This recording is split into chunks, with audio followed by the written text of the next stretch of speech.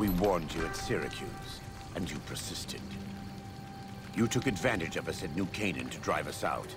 And like the dogs of Caesar you are, you followed us to Zion. And now you stand on holy ground, a temple to God's glory on earth. The only use for an animal in our temple is sacrifice.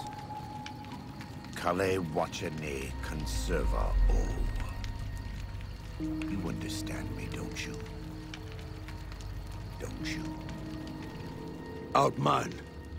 Kunaman mad. He killed all white legs. You talk. You stop!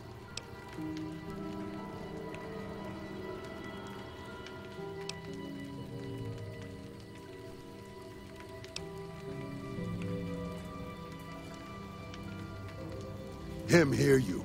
You talk. Don't listen to this thing. His cries are those of a mad beast caught in a thicket. He gave no mercy to my family, and I will give none to his.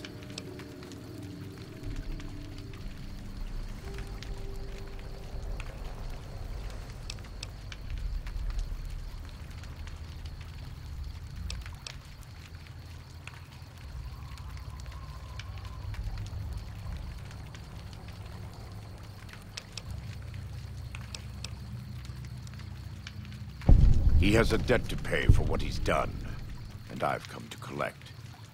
And so he's chosen to cower in the water like a dumb animal.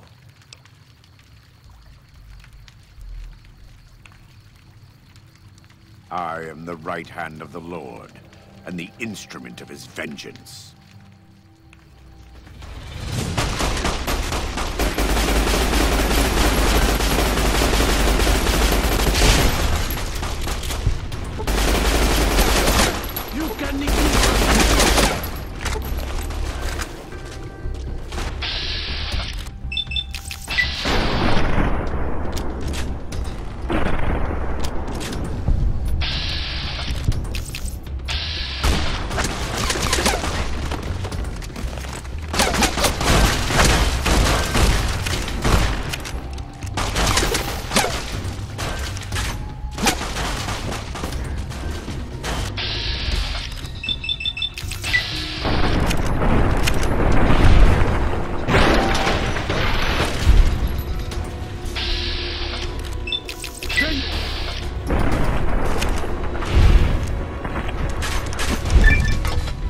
Same end he would have met if he had died on his knees. But I suppose this was for the sake of the dead horses and sorrows. Still, thanks to your help and the grace of God, the Whitelegs won't be troubling Zion anymore. Let's go find Daniel. Tomorrow we'll be here soon enough. And there is much to do.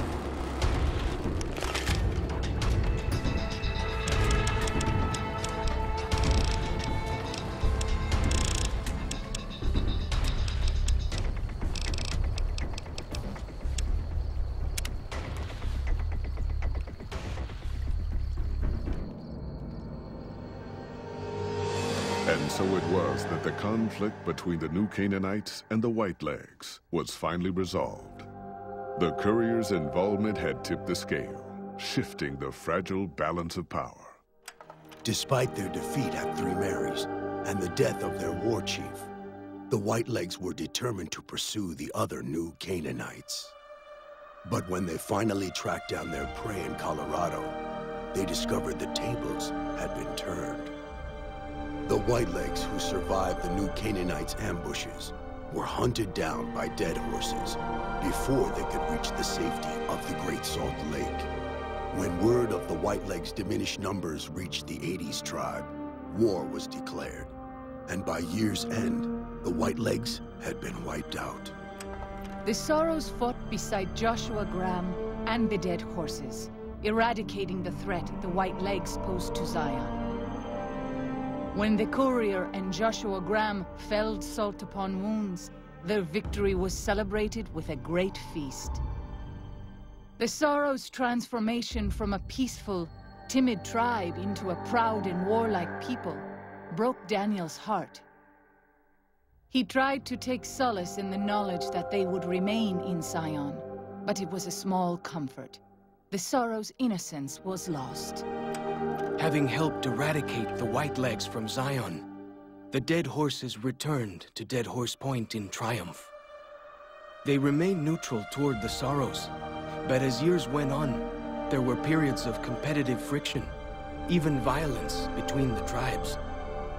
The new Canaanites, Daniel especially, intervened regularly as mediators, but found it difficult to reconcile the tribes' conflicts. The defeat of the Whitelegs and Zion marked a turning point in the fortunes of the Happy Trails Caravan Company.